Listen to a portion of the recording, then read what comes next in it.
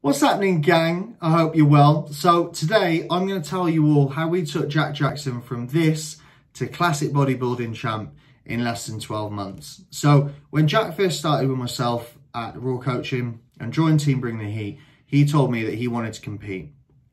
Establishing and understanding straight away that for Jack to be competitive in a bodybuilding show, starting off like this, he would have had to put on more muscle. Okay, so once we had established his true maintenance, had full control over all variables needed to make sure that all changes and variables put in place were optimal, we established his true maintenance before embarking on a progression phase.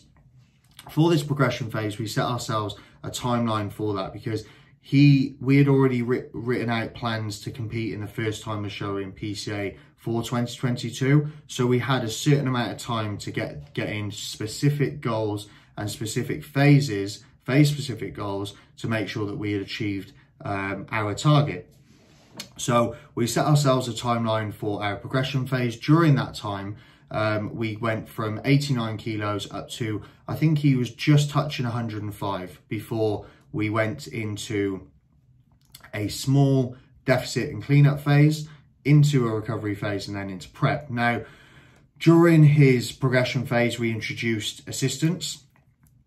Jack was open-minded and wanted to be an assisted athlete. He understood that if he was going to be sharing the stage and competing against guys who were assisted, it was pretty much part of the sport for him and something that he was happy to look at. So we went through all the pros and cons, of course, went through all the educational processes I do with every single client, talking about the good, the bad and the ugly, the reality of being an assisted athlete. And then we went through the correct protocol and procedure that I would always run with every single client. First off, establishing baseline and test, his tolerance, etc. Then introducing certain pathways to alleviate the amount of stress that we can, or sledgehammer protocol, I suppose, of one specific pathway by being able to alleviate stress and use multiple pathways. So we introduced assistance during this time, and because we had set ourselves a timeline specifically of how long we were going to be in this progression phase for, we actually were able to not even touch what we would consider as peak load. So we didn't overstress the body. We didn't get to a position where we were driving too much anabolics unnecessarily, because quite simply using that titration approach that we always look to use, and also that sort of exhaustion method that we use as well, to make sure that we're making the most out of every variable change possible. It gave us an enormous amount of time, but also allowed us to really make the most of every single manipulation, whether it be PEDs, food, training, whatever it may be. It allowed us to really maximize our ability and exhaust that specific variable change at that time for as long as we possibly could. So we got to the end of the progression phase, super productive. We'd put on the best part of 15 kilos in body weight. Obviously some of that would be fat, but I think you'll agree, looking at this, it was very successful going from this to this. Yeah. So once we got to 105 kilos, we officially essentially ran out of road of our progression phase, and straight away we went into a small cleanup phase. This was very short and sharp, and the reason for that is because we could afford to be a little bit more aggressive. We're not going to lose any muscle, and any muscle, to be fair, that you could lose, you probably never had in the first place. So the idea was, because we were going to be starting prep in January officially, I wanted to make sure that we were able to pull off as much unnecessary weight as possible and get Jack in the best possible position to have a productive prep phase. I didn't want to give him too much work to do. I also wanted to make sure that he had an enjoyable experience. I think that overkill is very real in this industry. Too much of anything is unnecessary, and understanding that he wasn't going to be standing on stage at 100 kilos, so there's no point in keeping him there to give him more work to do during prep. So we entered into a small cleanup phase, and this was very short and sharp. We were quite aggressive with the food. We didn't make any adjustments to his expenditure directly.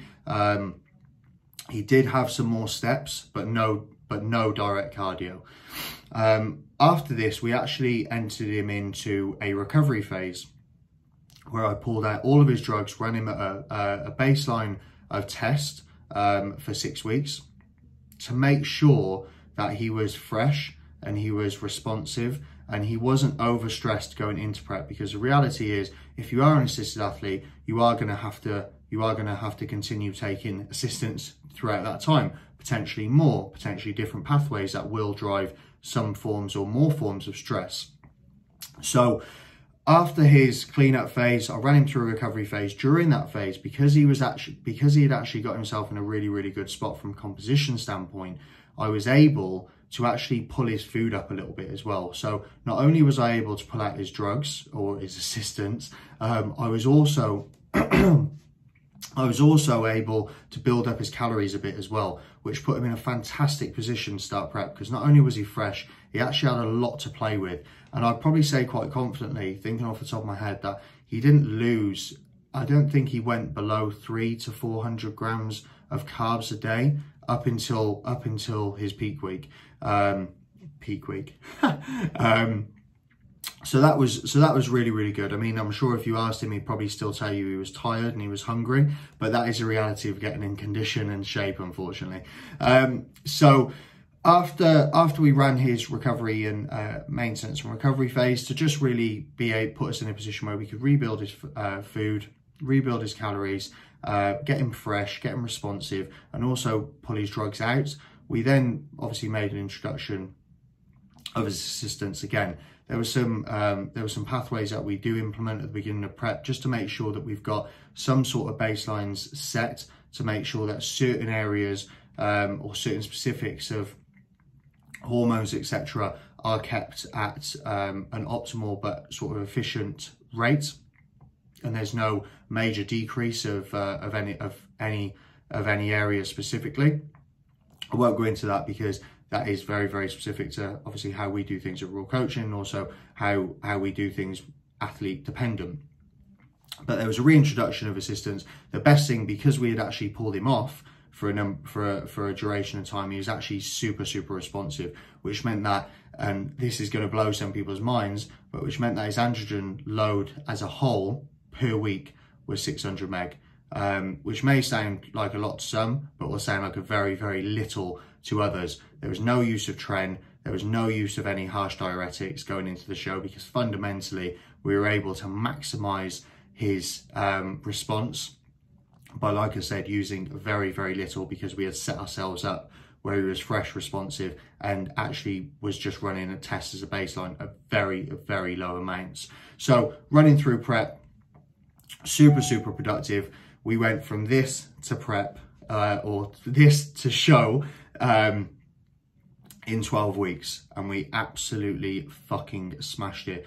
And I think, do you know what, in terms of my experience as a coach and a prep coach specifically, this organization that we're running, this pre-planning phase specific goals and mapping out, which we do with all of our athletes, was probably one of the most successful preps I have ran, purely and simply because we had the timings absolutely perfect. And again, if it's written down and you can see it visually on a year by year basis, as an athlete, as somebody who wants to compete, or as anybody, as an individual who wants to reach a specific goal, by having it written down, it will happen. If it's not written down, it won't happen. So I would say that this prep was a very, very successful one. I just want to say how proud I am of Jack for his commitment as well, to turn your hand to this sport and commit yourself to a goal for 12 months, or less than 12 months, but best part of 12 months, and come away with a victory